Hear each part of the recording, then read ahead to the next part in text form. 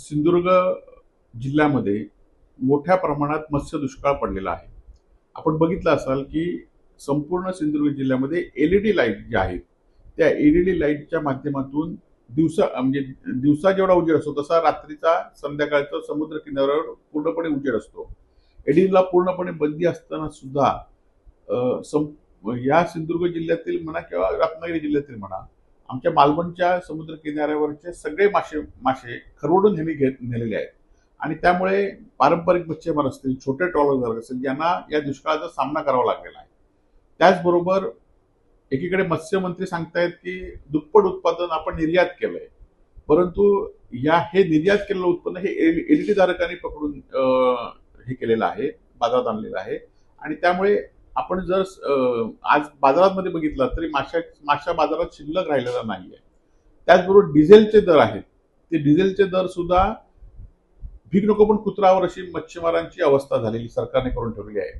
कारण एकीकडे 90 ते 93 रुपयाने पेट्रोल पंपावर डिझेल मिळत असताना आता मच्छीमारांना कमर्शियल मध्ये त्यांना आणलेलं असल्यामुळे 185 रुपये दर झालाय आणि त्यातले फक्त 25 रुपये त्यांना 2-3 महिन्याने पाठी मिळणार आहे. आणि ह्या सगळ्याचा मच्छीमारांच्या अर्थकारणावर उपासमारीची वेळ आता आलेली आहे. या संदर्भात स्थानिक मच्छीमारांनी गेले 8-15 दिवस आंदोलन करतायत आणि त्यांच्या आंदोलनाला वाचा फोडण्याचं काम आम्ही उद्या मोर्चाच्या निमित्ताने करणार आहोत. त्याचबरोबर या जिल्ह्यातील मत्स्यमंत्री असतील त्या घोषणा करून सध्या वस्तुस्थिती मात्र एलईडीच्या विरोधात कुठली कारवाई केली नाही. अधिकारी सांगतायत की आम्ही कारवाई केली तर स्थानिक आमदार आहेत ते त्यांना सोडायला सांगतायत. आज एलईडी धारकांच्या मालवणातील नगरसेवक असू दे, देवगडातील नगरसेवक असू दे, यांचे फोटो यांच्यावर आहेत, त्यामुळे त्यांची कशी हिंमत होणार आहे. त्याचबरोबर निलेश राणे हे माझ्यावर टीका करतायत. आमचा विरोधाला विरोध नसतो, तर जे आंबा काजूच्या विरोधात शेतकऱ्यांनी जे आंदोलन केलंय त्यांना आम्ही आंदोलनाचं नेतृत्व केलंय. काल वाळू बेकायदेशीर वाळू चालली आहे त्याच्या आंदोलनाला आमचे नेतृत्व केलंय.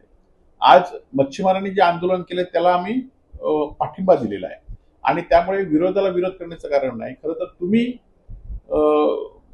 आपल्या वडिलांचा पक्ष सोडून दुसऱ्या पक्षात आलात आणि आमदार झालात, आर्थिक गणितं तुम्ही केलीत हे सगळ्यांना माहिती आहे. त्याचबरोबर एवढं करून माझ्यातले अनेक कार्यकर्ते सत्तेच्या आमिषाने फोडून सुद्धा कालच्या जिल्हा परिषद पंचायत समिती निवडणुकीत मला 49,000 जास्त निवड फक्त मशालवर मिळालेली आहे. त्यामुळे माझा विरोधाला विरोध नाही, तर लोकांचे जे प्रश्न असतील ते प्रश्न मी लोकांच्या माध्यमातून रस्त्यावर आणणार आहे.